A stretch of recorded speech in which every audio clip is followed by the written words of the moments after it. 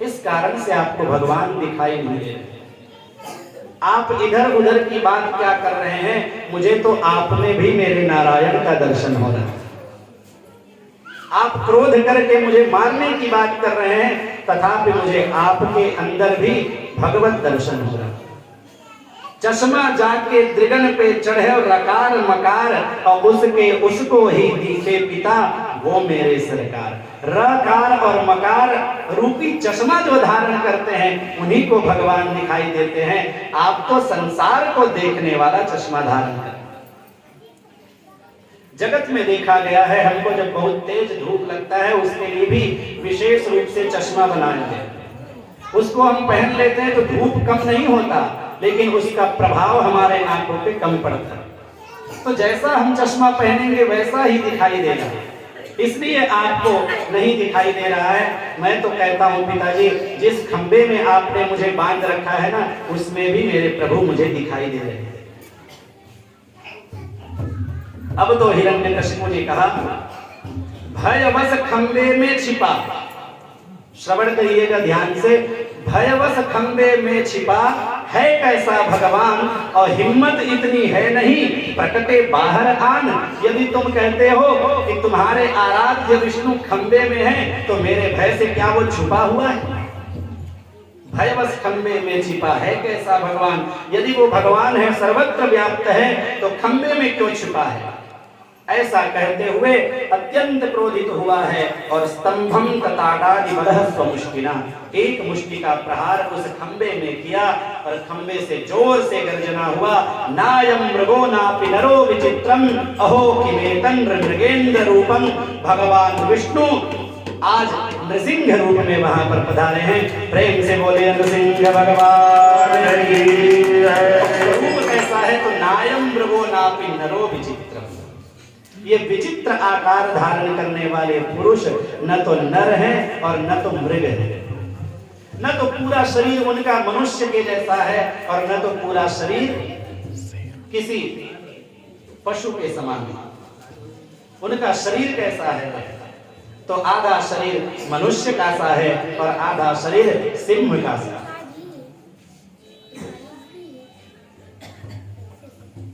भगवान नृसिंह प्रबल प्रेम के पाले पड़कर प्रभु को नियम बदलते देखा, अपना मान तले तल जाए, भक्त का मान न टलते देखा। भक्त प्रहलाद ने कहा कि भगवान खंबे में हैं, इसीलिए भगवान आज खंबे में प्रकट हुए। एक कवि अपना दिव्य भाव शब्दों के माध्यम से व्यक्त करते हैं, सूर अनेक फिरे कड़ मांगत, पै पद सूर को स्वादु कहाँ। कहते सूर अनेक फिरे कड़ मांगत, पै पद सूर को स्वादु कहाँ। सूरदास जी ने जिस स्वर से भगवान की स्तुति की, वैसा स्वर कहाँ देखने को मिलता है। खटताल मंजीरा बजाती फिरे, मीरा मतवारी सी चाह कहाँ। भगवान के भजन करने वाले बहुत से भक्त हुए हैं जो खड़ताल मंजीरा इत्यादि बजाते हैं, लेकिन मीरा मतवारी सी चाह कहाँ। जिस प्रकार से मीरा ने भगवान का भजन किया, वैसा मंजीरा किसी ने नहीं बजाया। सिया राम कथा कितनों ने लिखी, तुलसी जैसी मर्याद कहाँ। भगवान श्री रामचरित्र, भगवान श्री राम के पावन चरित्रों को अनेकों कवियों ने लिखा, लेकिन जैसे मर्यादा का पालन करते हुए तुलसीदास महाराज ने लिखा, ऐसी मर्यादा आपको कहीं नहीं दिखाई देगी। नरसिंह बसे सब खंबन में, हर खंबे में भगवान नरसिंह बसे हुए हैं, सर्वत्र भगवान विराजमान है। नरसिंह बसे सब खंबन में, पर प्रगटन को प्रहलाद कहाँ। भगवान सभी जगह व्याप्त हैं, लेकिन उनको प्रकट करा दे ऐसा भक्त प्रहलाद कहाँ दिखाई देता। भक्त के पाले पड़कर प्रभु उनकी आज्ञा का पालन करने पे विवश हो जाता है। नारद जी बोले, हे युधिष्ठिर, उसी समय जब भगवान नृसिंह अवतार लेकर आए हैं, स्वरूप धारण करके आए हैं, बड़े बड़े ब्रह्मा विष्णु महेश इत्यादि सभी वहां पर पधारे, बड़े बड़े ऋषि मुनिगण पधारे, आकाश मार्ग से सभी भगवान का इस विचित्र स्वरूप का दर्शन कर रहे हैं। भगवान ने अब ज्यादा देर नहीं किया, हिरण्यकशिपु को अपने गोद में उठाया और सीधे द्वार के बीचों बीच आ गया और हिरण्यकशिपु को उनका वरदान स्मरण कराया कि मैं अंदर हूं कि बाहर हूं। हिरण्यकशिपु बोला, प्रभु आप द्वार के एकदम बीचों बीच हैं, उसे तो न अंदर कहा जाता है न बाहर कहा जाता है। कहते हैं अभी दिन है कि रात है? नहीं प्रभु, अभी सायं संध्या का समय है, इसे न तो हम रात कह सकते न दिन कह सकते। ये जो मेरे बड़े बड़े नख आयुध तुम्हें दिखाई दे रहे हैं, ये अस्त्र हैं कि शस्त्र हैं? न तो ये अस्त्र है न शस्त्र है प्रभु। मेरा शरीर कैसा है? क्या मैं मानव हूं या मैं पशु पक्षी हूं? तो बोले प्रभु आप तो दोनों हैं। और एक वरदान और मांगा था हिरण्यकशिपु ने, आपके बनाए हुए 12 महीनों में भी मैं ना मरूं।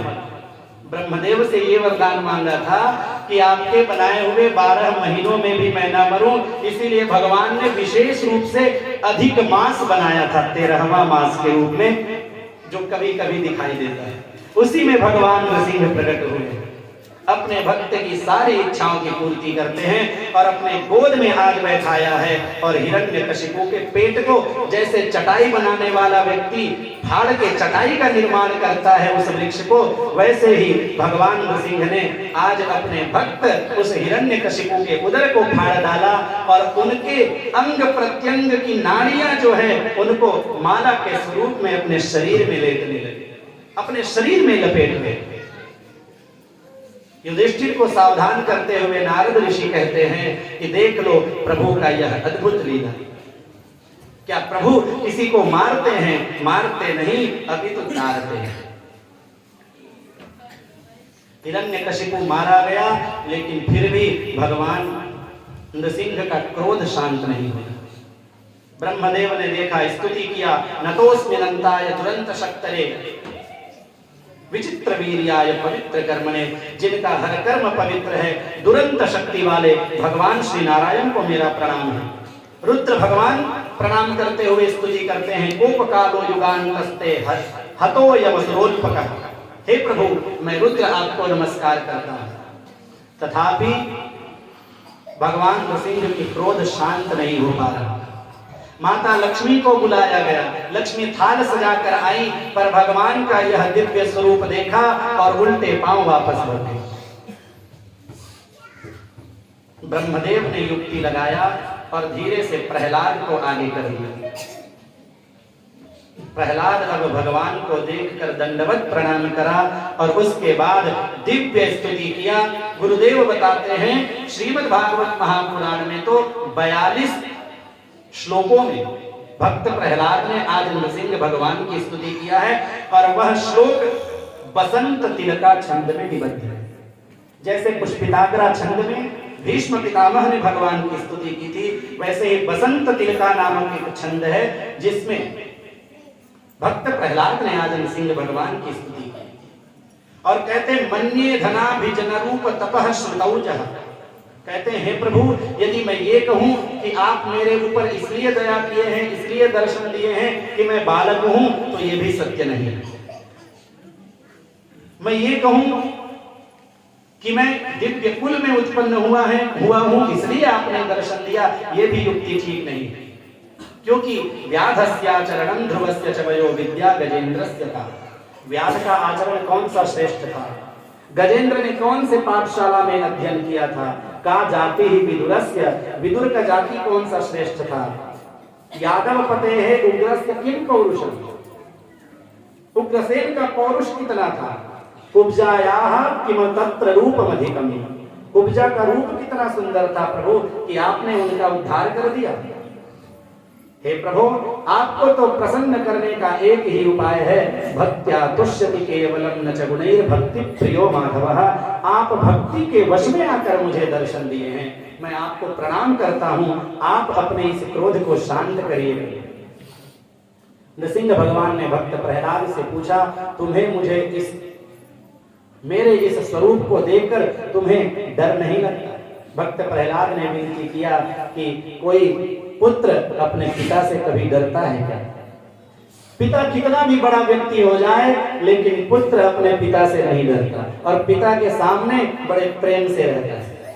उदाहरण बताते हैं, जैसे शेर जब जंगल में गर्जना करता है तो सारे अन्य पशु पक्षी उनके भय से भयभीत हो जाते हैं, लेकिन जो उनका पुत्र होता है उनके दहाड़ सुनने के बाद भी उनके सिर पर आकर बैठ जाता है। ये उदाहरण इसलिए दिए हैं क्योंकि आप भी तो नृसिंह रूप में आए हैं।